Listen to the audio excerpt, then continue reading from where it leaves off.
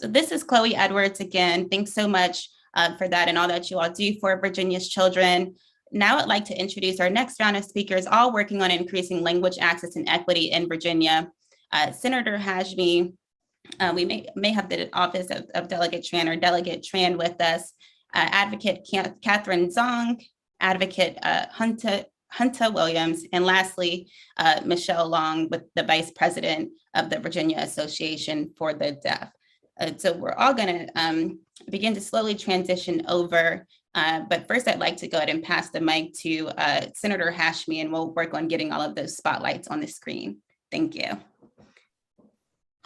Well, good morning, and thank you so much, Chloe. I'm Ghazala Hashmi. I represent the 10th Senatorial District, which is parts of City of Richmond and Chesterfield County, as well as all of Powhatan County. And I've been happy to carry the legislation this session, focusing on language access and equity around language access, and happy to carry it in coordination with my good friend, Delegate Kathy Tran, and I know she'll say a few words in a minute too. But this particular bill really comes out of a lot of conversations that the new AAPI caucus, Asian American Pacific Islander Caucus, had with a variety of different organizations and community members last spring. And one topic that bubbled to the top repeatedly in all those conversations was the issue of language access. Most particularly during the COVID pandemic, we saw how so many members of various communities had real challenges in being able to access resources and support from our state agencies, particularly around healthcare issues, around small businesses, around concerns for education and housing. And so this bill seeks to have a work group that's embedded all across our state, so an interagency work group to evaluate what those resources and needs are and how we can make sure that all of our communities have access to the materials. And this includes also our disabilities community as well. So it's a very important conversation that our interagency work group would be engaged in developing the necessary access points and materials to give families and particularly our newcomers to Virginia a good footing so that they are able to get the information that they need in order to be successful. This bill on the Senate side has passed out from the Senate, is now going to be heard in the House. It passed on a party line vote, but we are hoping to continue its success in the House. And I will let Delegate Tran share a little bit about what's been happening on the House. Is it my turn, Chloe? Should I go? Yay! Hello, everybody. Thank you so much, Senator Hashmi, and thank you for having me. I'm Kathy Tran. I represent the 42nd District in the Virginia House of Delegates, so parts of Southeast and Southern Fairfax County. And I just want to echo Senator Hashmi's remarks about the importance of language access equity. We know that being able to fully engage with the services that so many Virginians are entitled to or need depends on language access, whether you're limited English proficient or have a disability that affects your communication. And we know that this is an issue that that particular individual faces, but also their family members and their children. I was with a group of young Vietnamese American students. Okay, they were college students, but they were young to me, with Vietnamese American college students this weekend. And I asked how many of them had to ever translate for their parents. And it was, overwhelmingly, so many hands went up. So we know that this is a generational issue, not just in the terms of trying to get access to our government services, but the challenges and barriers that those families face then also affect parents, potentially grandparents and children, and it's a multi-generational effect. So I'm really proud of the coalition that Senator Hashmi and I worked with.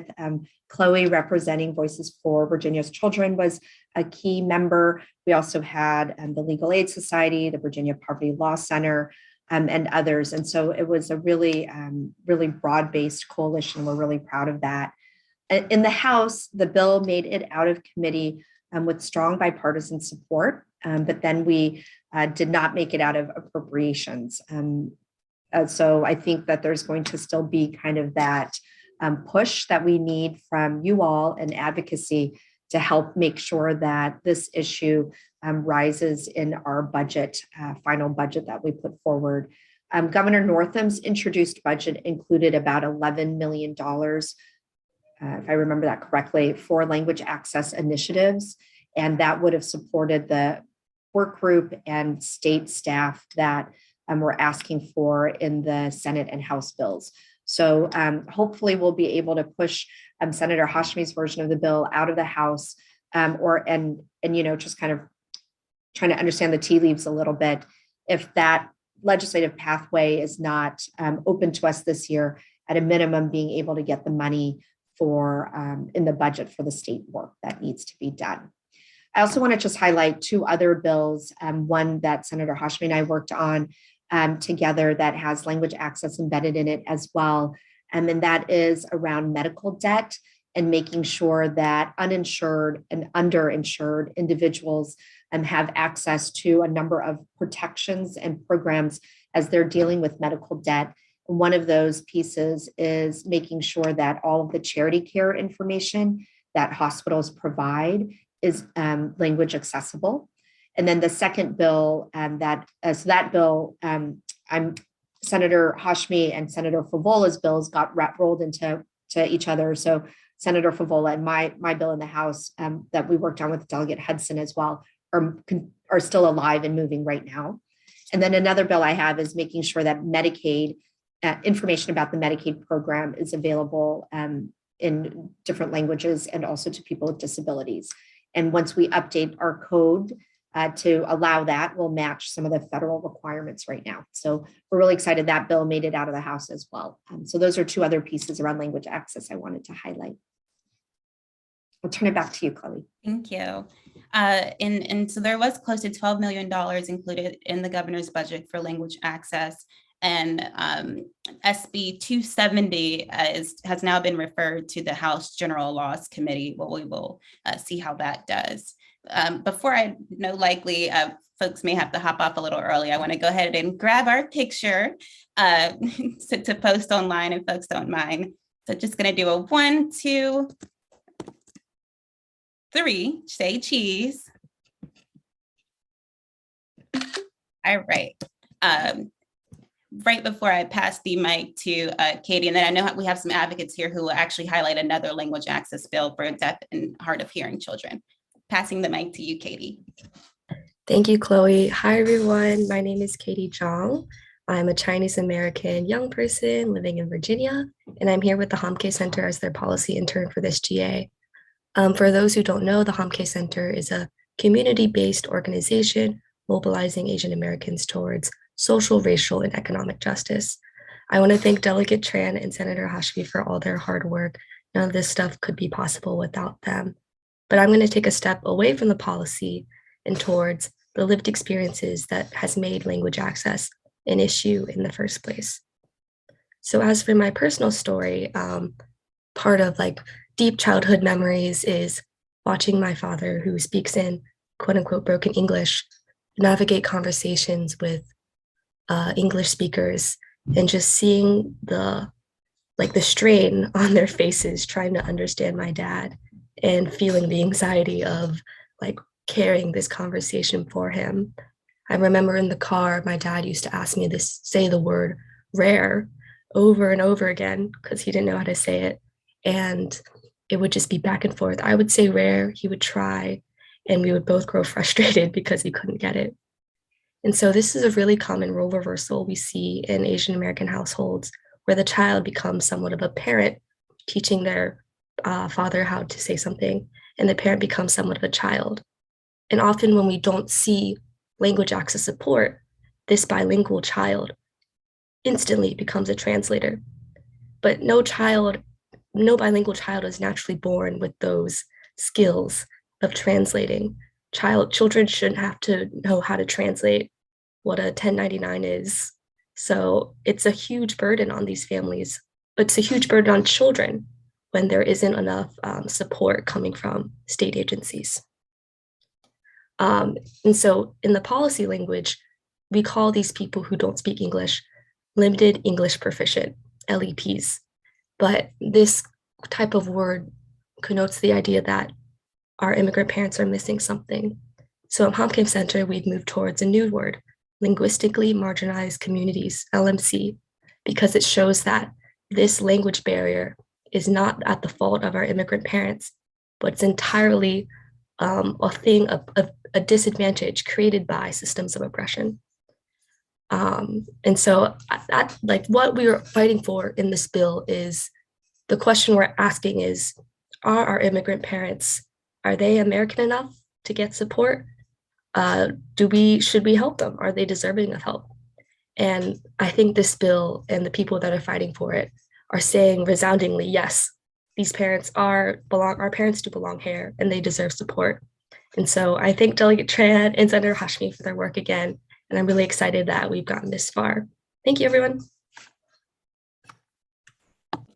Hi, everyone. This is Chloe again. Thank you so much, Katie, for sharing your story and for your hard work as well.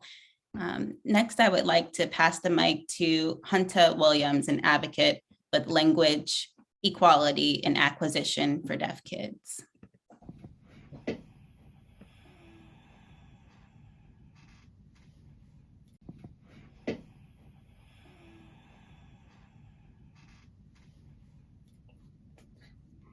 Hello, everyone. My name is Hunta Williams, and my pronouns are they and them, he and they.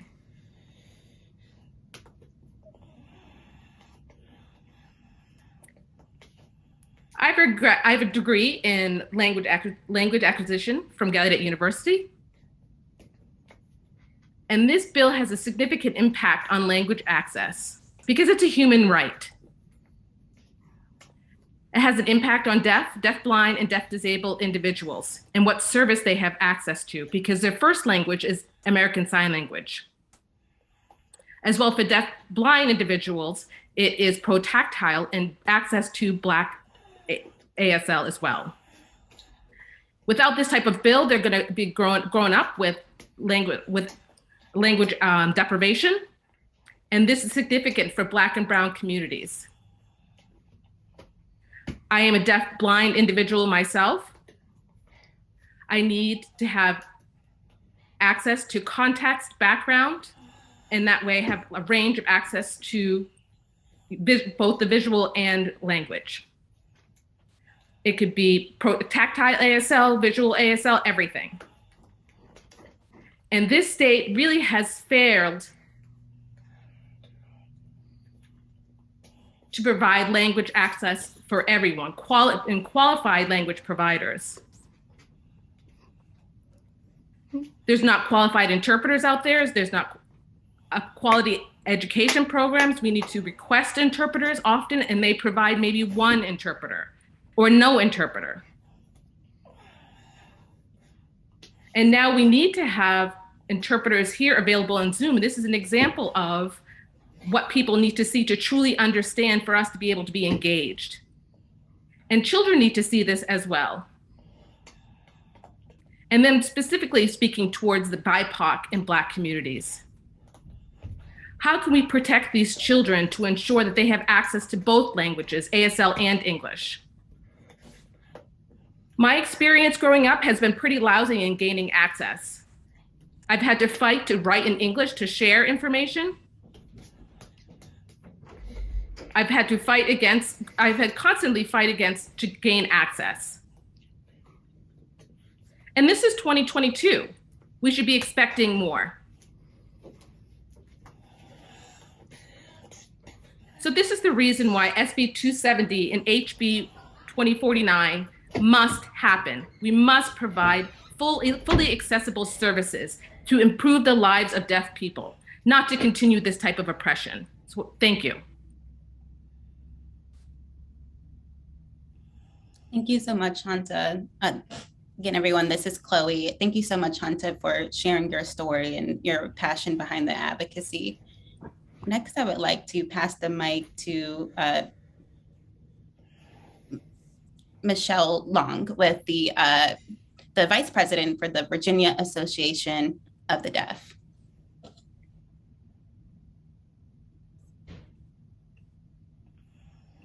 Thank you so much. Hello, everyone. My name is Michelle Long, and I have been born and raised in Richmond. I'm a mother, a grandmother, and I have a grandson who also is hard of hearing. My grandson is now 3 years old.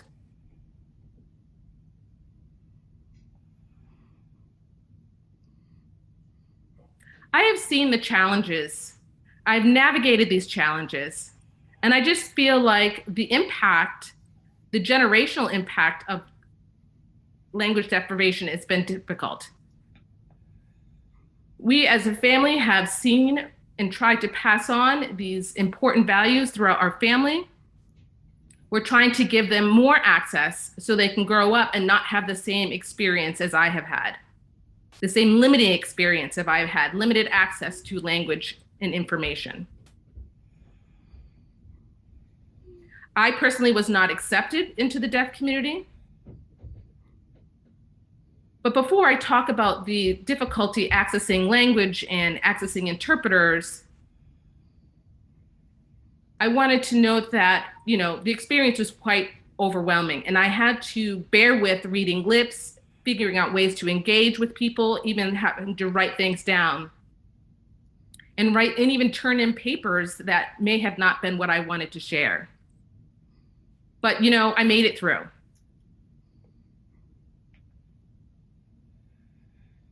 I feel like we need to have exposure for BIPOC children. So, for example, my grandson doesn't have to have the same experiences I have had. BIPOC deaf children need to look up and see role models. They need to look and see interpreters that look like them that are available.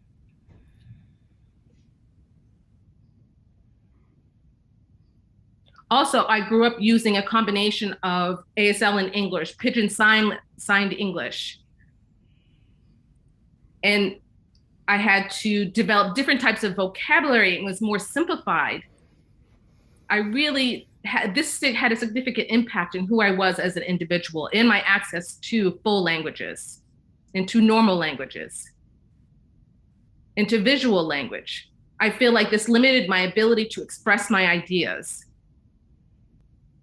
I want to be able to empower the deaf community so they have an opportunity to access language. So this bill, I feel, is critical.